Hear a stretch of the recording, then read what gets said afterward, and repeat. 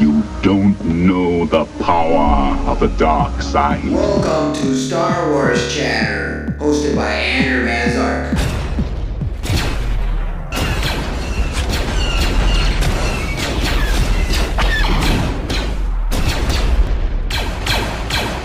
Now you're listening to Power.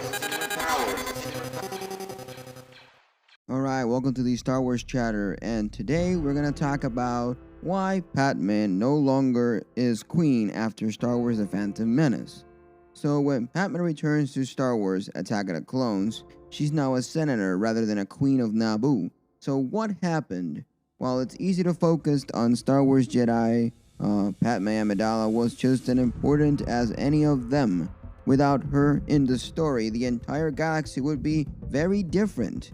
However, there is some understandable confusion around her role. During Star Wars The Phantom Menace, she introduced as Queen of Naboo, but for every appearance after, she's only a senator. So, what happened to her status? You might be asking yourself. So, no matter the reception towards the prequel trilogy, there's no denying that director George Lucas had a clear vision for the galaxy and its politics. Every world is distinct with unique look and culture, with Naboo being a prime example. The world is steeped in a vast history and culture, spread across multiple species inhabited the planet. With this, Lucas also created an entire government for Naboo, making it feel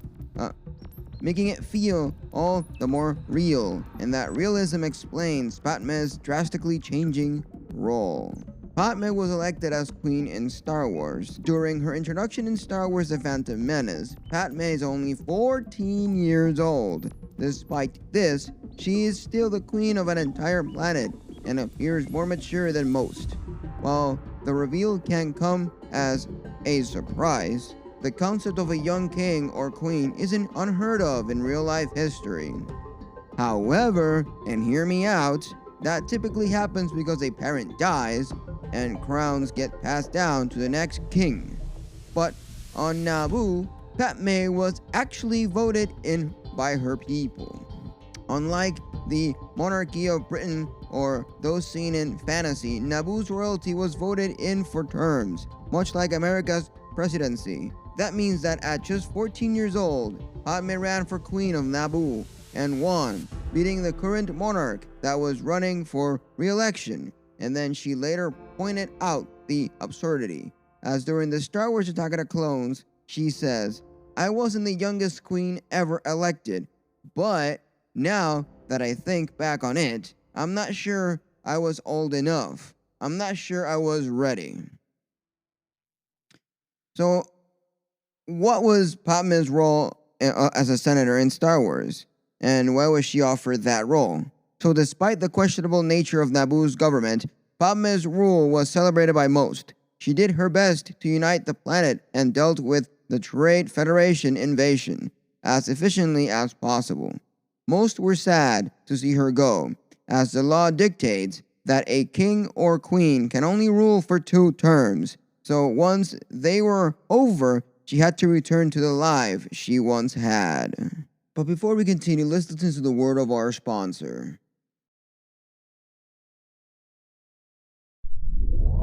Star Wars Chatter, hosted by Andrew Van Zark. Now you're listening to Power. The sponsor of my stream and podcast is DistroKid. If you want 10% off on your first subscription with DistroKid, release your music to the world on every major music platform. Make sure to go to my website, andrewvanzark.com, and click on the discount link under the tab of DistroKid. The Force is with you, young Skywalker. But you are not a Jedi yet. Then stop at Star Wars Chatter. If you're a Star Wars fan or like video games, comics, cartoons, manga, anime, and electronic music, Japanese rock, Japanese pop, at www.andrewvansart.com and click on the radio tab to listen to the live feed or the podcast where I have my pre-recorded, condensed episodes. Or if you're around Guaynabo, tune in to 91.7 FM to listen live on your car or any radio receiver. And also, check out my music on every major music platform. And tune in at twitch.tv/AndrewVanZark to see me play video games and do my live concerts on the weekend. Trust in the Force, no light speeding, and buckle up. Now, you're listening with power. Power to the music, and may the Force be with you.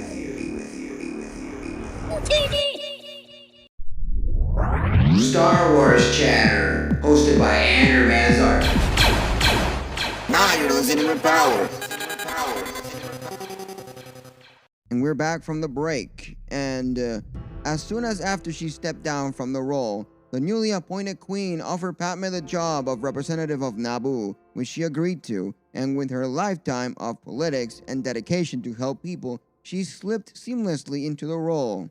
However, it wasn't without its complications, as right from the get-go, she was the victim of numerous assassination attempts, mostly revolving around the Trade Federation.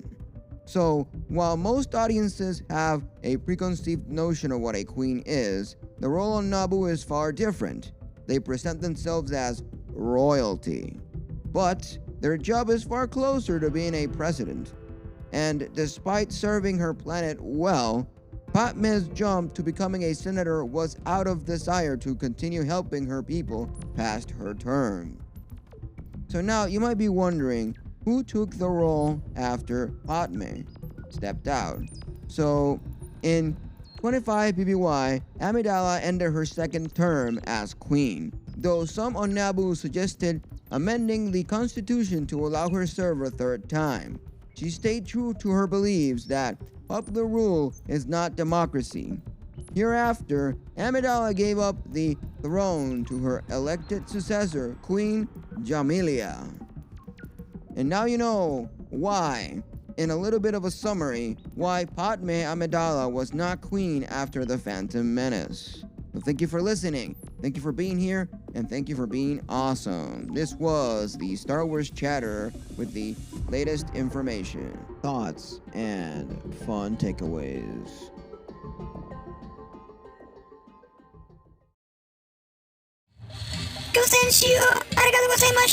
This was the Star Wars Chatter, hosted by Andrew Manzart. If you have any thoughts or any messages that you want to leave me, go check me out on Twitter, Instagram, and Facebook. Or my website, www.andrewvansart.com. And I'll catch you on the flip side.